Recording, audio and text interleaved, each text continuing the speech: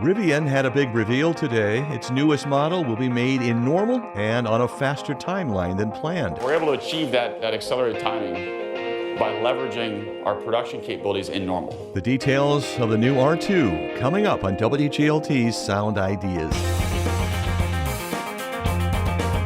Good evening, I'm John Norton. Also on today's show, a veteran police officer assesses how police handled the traffic stop on I-55 in which they shot and killed an armed man. I think probably one of the most scary calls that any officer can go to is one in which shots have been fired. And a commission makes recommendations to change how the state funds Illinois' public colleges and universities. We have had a huge fall off in enrollment, and one of the reasons is clearly affordability. Those stories follow a Bloomington Normal News update just ahead. This is Sound Ideas on 89.1 WGLT and WGLT.org, part of the NPR network. Support for WGLT comes from Bloomington Normal Audiology. Here My Story continues with local patients Ralph and Carol Weisheit. I was actually going to add that was one of the reasons that you went, was because I kept saying, you're not listening to me. And she thought it was my hearing, yeah. See what I got to live with? Ralph and Carol's full story can be found at bnaudiology.com.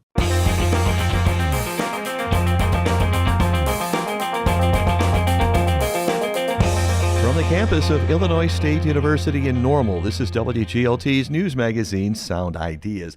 Good evening, I'm John Norton. The electric automaker Rivian dropped 3 surprises today, that during the reveal of its new, more affordable SUV, including news that the vehicle will be made in Normal. Rivian's announcements were streamed online with owner watch parties in multiple cities, including the company's manufacturing plant in Normal. WGLT's Ryan Denham was there and has this report. As expected, Rivian revealed that the new R2 is an SUV that looks very similar to the R1 SUV, but smaller and at a much lower starting price, $45,000. But after introducing the R2 at Thursday's event, Rivian founder and CEO R.J. Scaringe then announced 2 additional and unexpected models. I'm really, really excited to talk about R2's sibling, which we call R3. The R3 crossover SUV and the sportier, rally-inspired R3X. And most notably for Bloomington Normal, Scaringe revealed a change of plans. R2 will be made first in Normal, instead of waiting for a new manufacturing plant to open in Georgia. Scaringe says that will allow Rivian to speed up first deliveries of the R2 to the first half of 2026. And we're able to do that. We're able to achieve that accelerated timing by leveraging our production capabilities in Normal. Using our Illinois site to launch R2 and get that into market as quickly as we can. Now, our Georgia site remains really important to us. It's core to the scaling across all these vehicles between R2, R3, R3X, and we're so appreciative of all the partnership we've had there. But being able to leverage the team, the skill, the passion we have in our Illinois facility to get that into the market, to get that to customers, some of those orders I heard over there, as quickly as possible, we were just ecstatic about. Up until now, Rivian planned only to make R2 in Georgia, whenever that new $5 billion plant gets finished. But now R2 production will at least begin in Normal. Company officials say Georgia is still happening too. There's plenty of room in Normal. The plant is only making 57,000 vehicles annually, but theoretically could make 3 times that. Minutes after the announcement, I spoke to Rivian's Vice President of Operations in Normal, Tim Fallon, about what this means for his plant. We're in the planning stages. It really is extremely exciting for us to be able to bring the R2 here, to be built right alongside with our R1T, our R1S, and the EDV. So really get to leverage our facilities, our experience, the workforce that we have here, all of the professional staff. It really is, it's going to be amazing. Do you anticipate having to hire extra people to accommodate that growth, or can you do that with the numbers you have? Yeah, we're still finalizing all those plans, so as we get those plans finalized, we'll definitely put out what those numbers will be. Is the retooling of the R1 line and the shift change that came out this week, is that related to this at all? Does that help explain that? No, it's not really related. R1, we just continue to get more efficient, and as we increase capacity on our line and get more efficient, we continue to right-size the organization to make sure that we're building our vehicles the most cost competitively so that we can get that to our customers as well. Rivian already employs about 8,000 people in Normal. Just this week, WGLT first reported that the plant was moving from 3 shifts to 2, in part because the plant is getting more efficient and this year's production goal is so modest. Normal Mayor Chris Koos was at the watch party in Normal. He was also in L.A. 5.5 years ago when the first Rivians were revealed. I asked for his read on the economic impact of the R2 also being made here in Normal. A lot of the pieces of the puzzle come together when they made that announcement today. The fact that they're retooling the factory and realigning shifts and that. And now, not only trying to increase efficiency, now we know why, they're producing the R2 here. And, my sense of it personally is that they've got a vehicle ready to go. They have a plant that they think they can do it in, so here we go. Scaringe was doing his best Steve Jobs as he showed off the 3 new models from the inside of a theater in Southern California. First was the R2, which starts at around $30,000 less than the R1 SUV that's now made in Normal. It's about 15 inches shorter than the R1S and lower in height, too. Range is over 300 miles. It goes from 0 to 60 in 3 seconds. Customers can make reservations starting now. The vehicle combines capability, performance, utility, storage, functionality in a way that we think just really fits right into a huge customer need and a huge need within the market. And that market need has never been more important. High interest rates have cut into demand for EVs, including at Rivian, and Scaringe says increasing demand is one of the key focus areas for the year.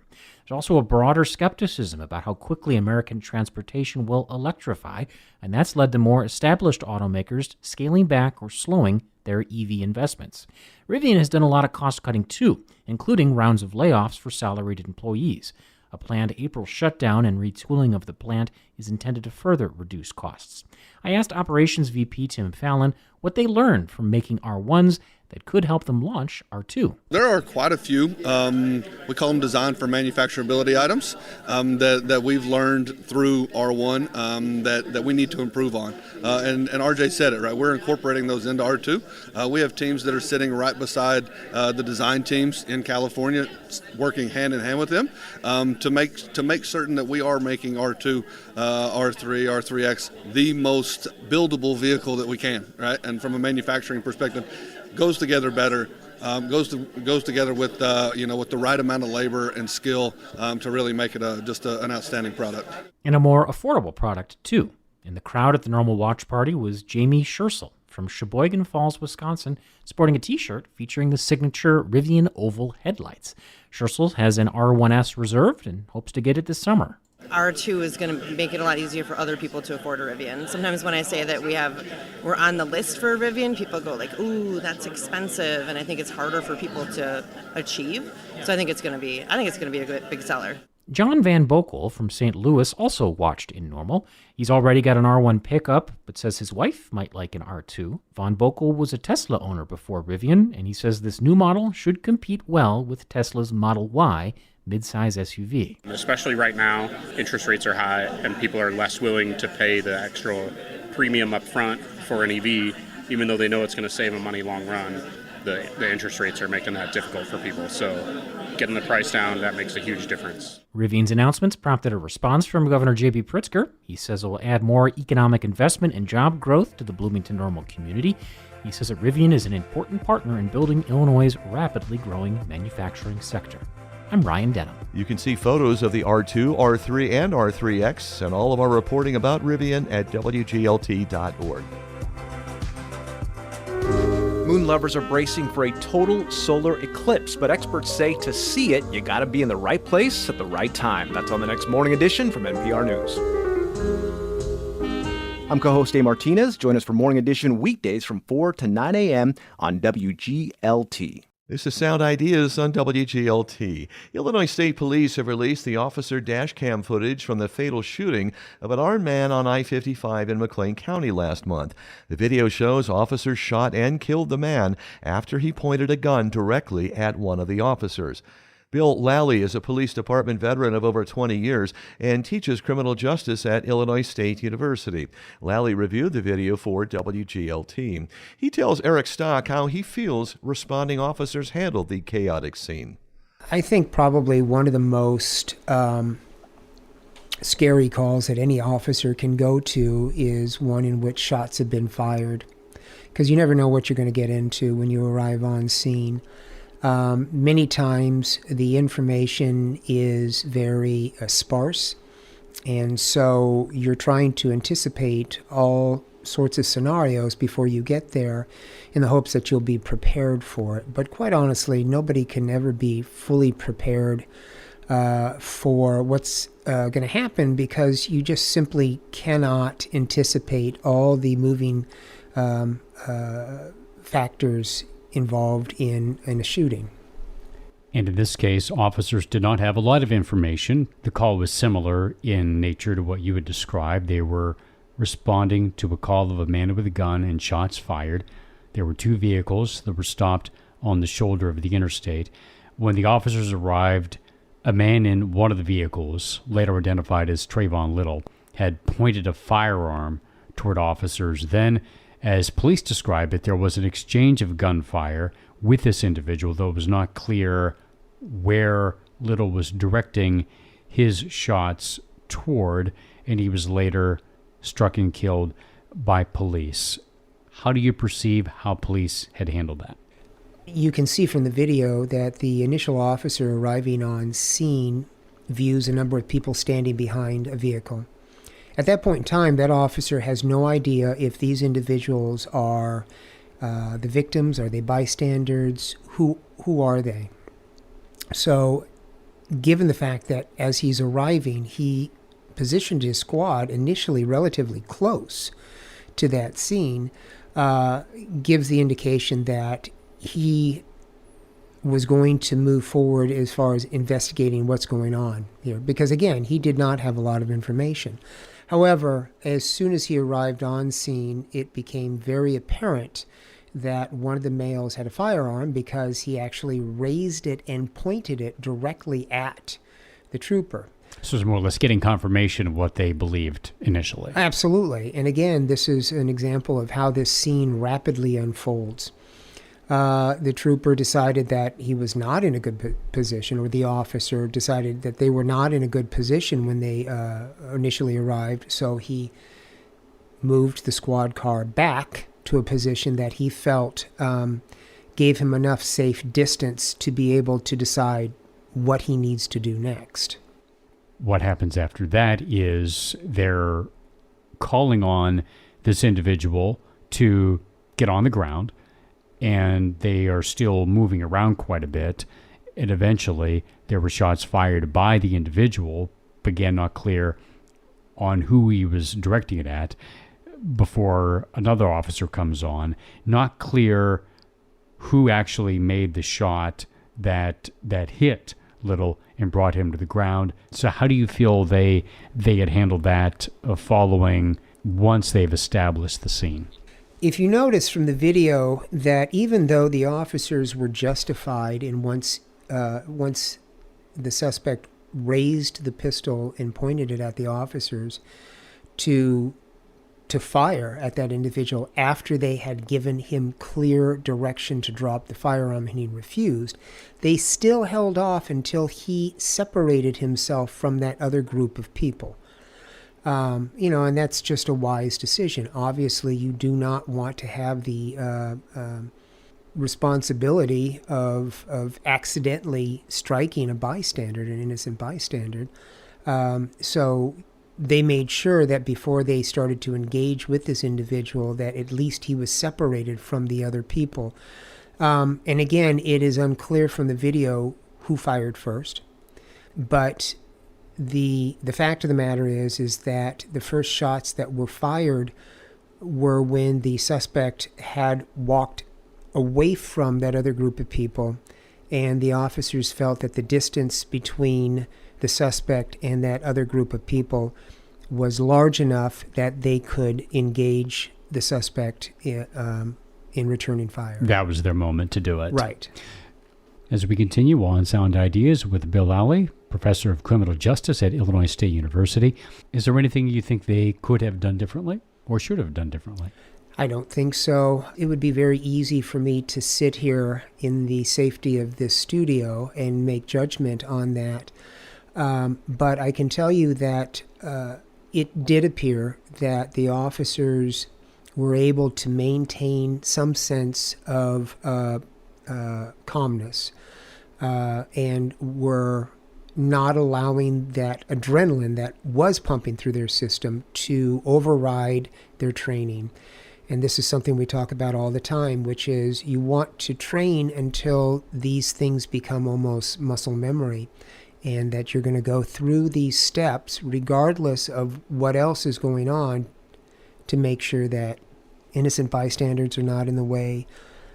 People who are driving by was an issue too. The interstate still had traffic, as you could see, traveling on the interstate, and you had officers engaging across the roadway with this individual. WGLT had filed a Freedom of Information request shortly after this incident to obtain a copy of the dash cam video, and it came out just this week. What do you make of state police releasing the video?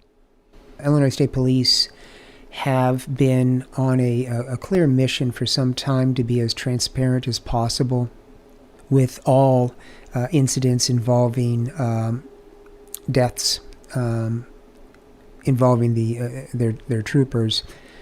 And so I think that this is just another indication that they are attempting to be transparent. Is it also an indication that they feel the video would vindicate the officers of any public concerns? And if the officers' conduct was questionable, would they have made the video public?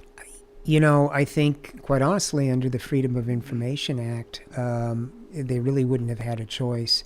So I think knowing that, I think it was prudent of them to offer that up first instead of waiting for all those Freedom of Information Act requests to pile up and then having to go through the Attorney General's office and all of that. That was Illinois State University criminal justice professor Bill Lally speaking with WGLT's Eric Stock. State police say the shooting remains under investigation. Sound Ideas is WGLT's news magazine. I'm John Norton. In 2017, Illinois changed how it funded K-12 education. Now a state commission released its recommendations on how Illinois could more equitably fund public universities as well. Peter Medlin spoke with commission member Robin Staines about what it could mean for students. We have done some hard work looking at early childhood at K-12. And when you think about it, it just doesn't make sense to really be thoughtful about what should we be spending in early childhood to get things right for our kids. What should we be spending in K-12 to make sure that our kids are really ready for college and career? And then to not look at that last piece doesn't make sense. But I think there's some other more pressing reasons as well. We have had a huge fall off in enrollment. And one of the reasons is clearly affordability. So we're down over 7%. I mean, hundreds of thousands of students down. Funding was erratic and has gone down, and that has driven up tuition costs. And so we've just got a perfect storm of challenges. And to highlight that affordability point, the report mentions some historical context about how there was an analysis that showed that from 2000 to 2020, that state investment in colleges and universities in Illinois dropped by 46%, and that's inflation adjusted. How has that impacted Illinois students over the past couple decades? When state appropriations and support for universities goes down, tuition goes up.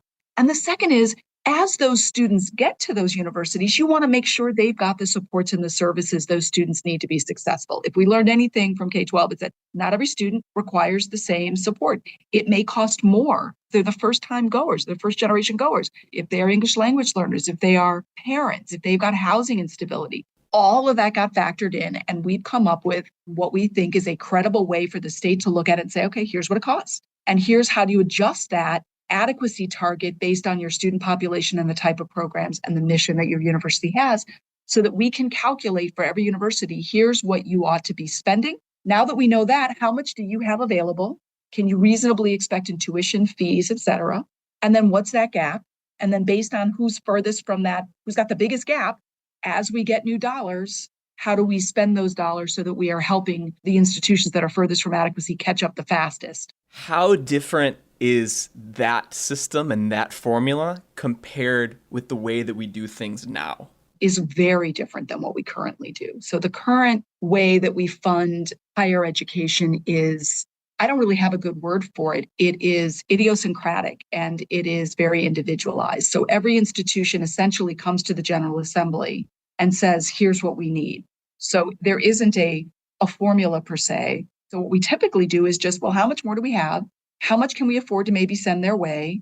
And then we sort of give everybody at this point now an equal amount. You saw the governor's proposal this year is an across the board increase of 2%. That, as you can imagine, is equal but not necessarily equitable. Can you give folks just a few examples of what kind of factors we are weighing into this formula? The first thing is what you care most about is what does it cost to provide instruction and student services, extracurriculars, athletics, what are those additional cost centers? Then there are particular mission activities. You've got some Research 1 institutions, Research 2, Research 3. There are some that have strong performing arts. What are those missions? And then there's operational. So you factor all that together. We've got ways of calculating all of that. Do we know which Illinois institutions are the most inadequately funded according to the formula? Yes, if you read the report, it does list and say, according to this proposal, and with making a whole series of assumptions, all of which I'm sure will be discussed and adjusted further. University of Illinois at Urbana-Champaign is the closest to fully funded. Nobody's fully funded, by the way. There's more money required for everybody. And I believe the institution that's actually the furthest from adequacy, the way the formula is done, is Northeastern Illinois University. And then you've got a range in between there. The furthest from funding NEIU is only at about 40% funded. So we've got some real work to do to make sure that everybody's got what they need to keep kids successful. To meet the goals that we have for the report, how much would we need to increase state investment over the next, again, 10 to 15 years? I would say if we really wanted to do this and do this well and do it in a way that allowed all universities to thrive as quickly and as powerfully as possible, we would want to be investing as a state no less than $100 to $135 million new dollars a year for the next 10 to 15 years. That's a lot. And that's a lot compared to the increases that we've been getting in the last few years. But if we could find our way to get to $100 to $135 million, I think we could do extraordinary things for our students and for our state. Are you confident that we could do it? Depends, I think, on what the financial world looks like. I mean, I'm well aware that we are having this conversation when we're in a lean budget year. So I think it depends in part on what happens more globally with Illinois finances. But we're one of a handful of states that has revenue of over $1 trillion. And the question is, how do we want to invest that? What are our priorities? And it sure seems like this is a really significant one that pays enormous dividends to all involved, including the state and the state coffers. And it becomes hopefully one of those virtuous circles. We invest here and we're going to get that back in multiples. That was Robin Stange with the Illinois Commission on Equitable Public University Funding, talking with reporter Peter Medlin about the Commission's new report. Thanks for listening to Sound Ideas today, made possible in part by Bloomington Normal Audiology. I'm John Norton with story help today from WGLT's Eric Stock and Ryan Denham. Ryan Toohey edits the show. This is 89.1 WGLT and WGLT.org, part of the NPR network.